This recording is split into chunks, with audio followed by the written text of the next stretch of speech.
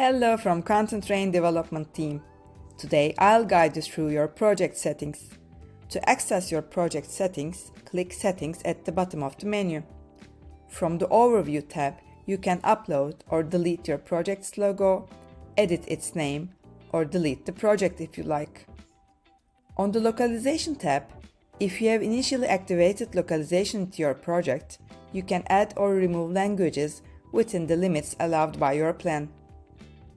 The Git Settings tab is where you can manage your branches, merge requests, and static path.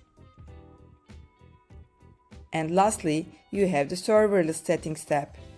If your plan includes the Serverless Collections feature, here you can add a new resource and start using this feature. For additional insights, feel free to view more walkthrough videos.